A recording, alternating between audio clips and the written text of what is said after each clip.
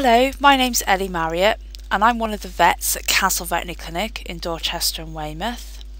I have a special interest in cat medicine and today I'd like to talk to you about the prevention of obesity in cats or how to trim your feline friends. How do you know my cat is overweight? This is a question many owners ask me. The first thing to say is that we're not just using weight as a guide because every cat is a different size and shape. Instead, we use something known as the body condition score to assess how overweight or not a pet is. A normal cat should be 3 out of 5, and this is defined as where the ribs should be easily palpated but not visible. And when viewed from above, the pet should have a nice waist and there should be no sagging in the abdomen. Compare this with an overweight 4 out of 5 or obese 5 out of 5 pet, where they will have fat stored around the waist, rib cage and on the belly with a big sagging tummy. This is a sign your pet's overweight and needs to go on a diet. Have a little feel of your pet now and see if you can feel the ribs. If you can, chances are they're normal, but if you can't, perhaps you better book them in to have a little chat about their weight. Why does my cat need to diet? Well, the most recent estimate for the UK found that 48% of cats were overweight and 4% were obese, and this is a trend that's really worrying a lot of vets at the moment. Why is that? Well, overweight cats are at serious risk from all sorts of problems, including diabetes, heart problems, urinary tract disease, skin problems and arthritis. Diet is the most important factor, but diet choice can be really confusing. So I recommend that you pop in and have a chat with one of our registered veterinary nurses or your vet regarding which is the best diet for your cat. We'll take account of your cat's age, activity levels and current weight and body condition score to recommend the best diet for your pet, and we offer truly impartial advice regarding whether your current diet is suitable. It's really important to take care with measuring scoops so that they are just not accurate for cats. Quite often what happens is when you're using a scoop you might be using a little bit more, a little bit less than you realise, and that can make a big difference, particularly in cats. What I recommend is you use a set of weighing scales, and if you can, you weigh the food out every day.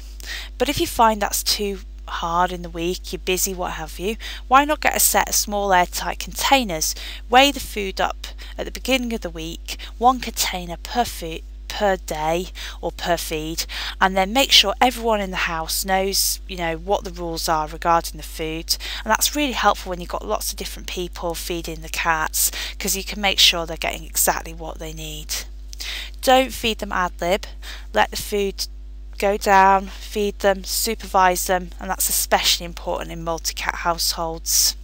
Feeding small frequent meals is ideal because what it means is that it's simulating more accurately the cat's natural hunting behaviour, and it's more helpful to keep them entertained, so that's what we recommend. Don't give in to pester power. This is so important and it's so hard as well. I have personal experience with that. Try to offer your cat a cuddle instead. I'd like to share this short video of me teaching my cat that pestering me will not get her food.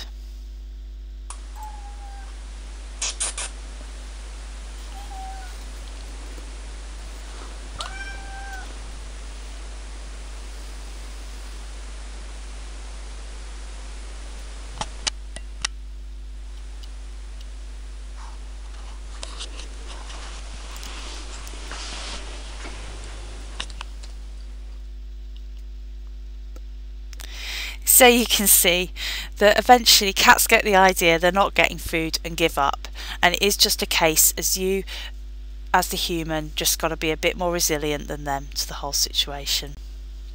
Try to avoid treats unless they've been included in the diet plan, and this is really important because we see so many cats that get upset tummies because they're fed inappropriate treats, particularly dairy products. Remember, cats can't digest milk into adulthood, so try to stick to their diet plan and try to avoid treats, and if you have to give them, make sure they're included in the calorie intake.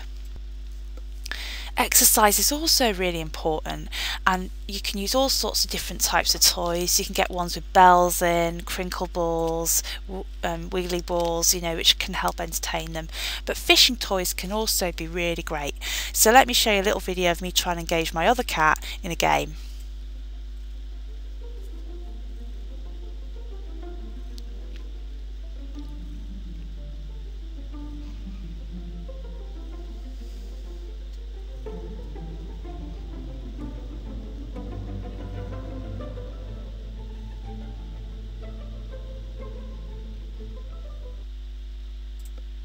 So you can see that, you know, as much as you try to play with your cat, quite often they'll have other ideas about whether they want to play.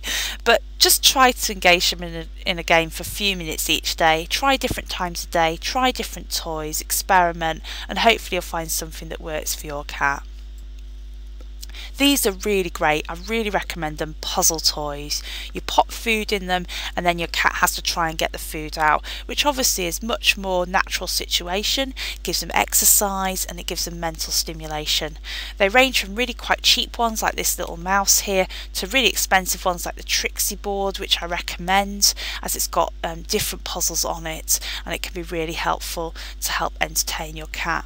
Just make sure that any food you add to these sorts of toys comes out of the daily ration.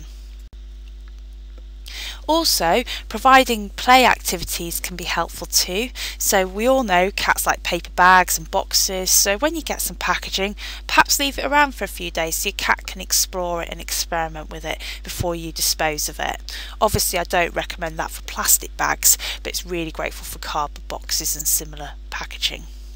You might also like to look at scratching posts and activity centres which you can buy commercially. One word of warning though, a lot of these have got horizontal grain on them, you know, they've got rope wound around them, and cats like vertical grain. That's why they like your carpet and the back of the sofa. So try to choose a scratching post that's got a similar design. There's even disposable cardboard ones now, so have a little look at those. Finally, get your cat weighed regularly by your veterinary nurse. And here at Castle Veterinary Clinic we offer free weight and nutrition checks for all our clients.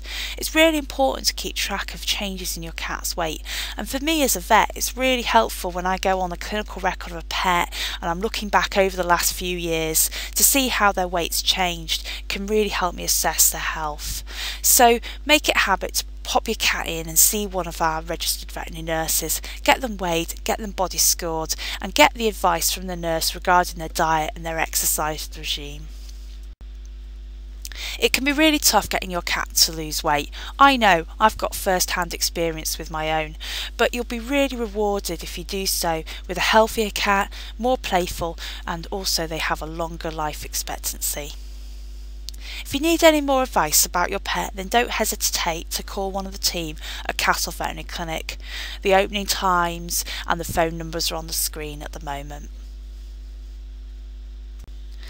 So all that leaves me to do is to say thank you to my two cats, Binti and Vinny, for starring in my little show, and also to thank the cats that anonymously provided their images for this little slideshow, and finally to thank the Journal of Feline and Medicine of Surgery for providing up-to-date clinical information for vets like me, and this particular issue had in it information regarding environmental enrichment in cats.